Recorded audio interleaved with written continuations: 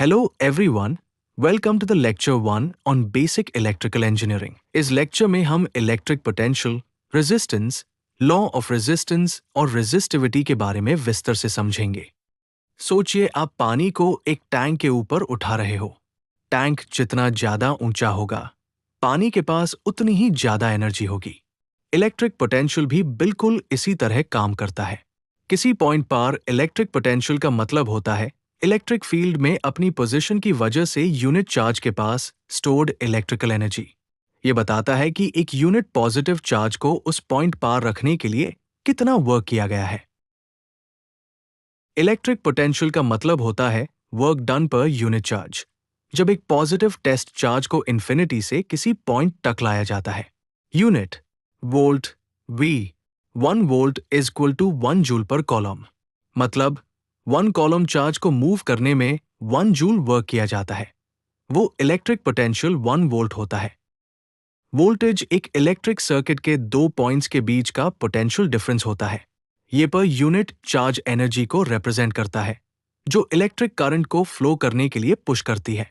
Gravitational analogy, जैसे ज्यादा height पर स्टोर्ड पानी के पास ज्यादा ग्रेविटेशनल पोटेंशियल एनर्जी होती है, वैसे ही ज्यादा इलेक्ट्रिक पोटेंशियल पर रखा चार्ज के पास ज्यादा इलेक्ट्रिक पोटेंशियल एनर्जी होती है। जैसे पानी हाई हाइट से लो हाइट की तरफ फ्लो करता है, वैसे हाई चार्जेस हाई पोटेंशियल से लो पोटेंशियल की तरफ मूव करते हैं। पानी का फ्लो हाइट डिफरेंस की वजह से होता है और इलेक्ट्रिक करंट का फ्लो पोटेंशियल डिफरेंस वोल्टेज की वजह से होता है।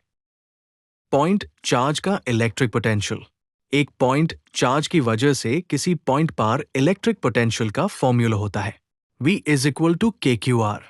यहाँ K is equal to coulomb's constant, Q is equal to source charge, R is equal to charge से distance.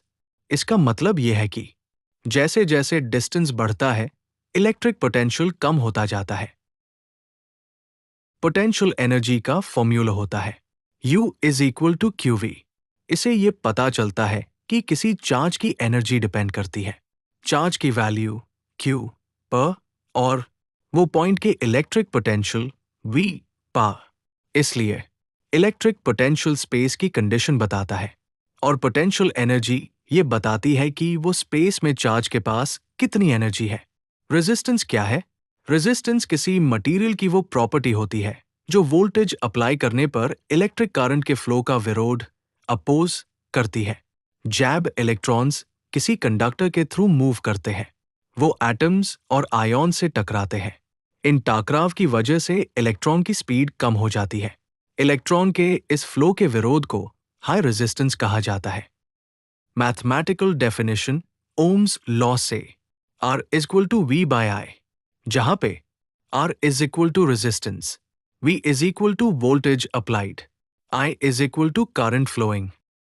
Physical meaning, high resistance electrons को मूव करना मुश्किल होता है, इसलिए करंट कम होता है। लो रेजिस्टेंस इलेक्ट्रॉन्स आसानी से मूव करते हैं, इसलिए करंट ज्यादा होता है। Unit of resistance SI unit Om. Definition of 1 ओम, किसी कंडक्टर का रेजिस्टेंस 1 ओम होता है। जब 1 वोल्ट का वोल्टेज अप्लाई करने पर उसमें 1 एम्पियर का करंट फ्लो करते हैं। किसी कंडक्टर का रेजिस्टेंस उसके फिजिकल डायमेंशंस और मटेरियल पर डिपेंड करता है।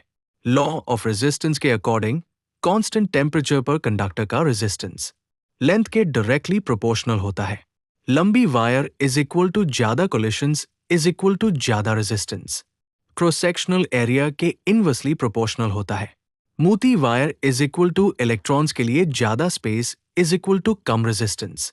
मटेरियल की नेचर पर भी डिपेंड करता है।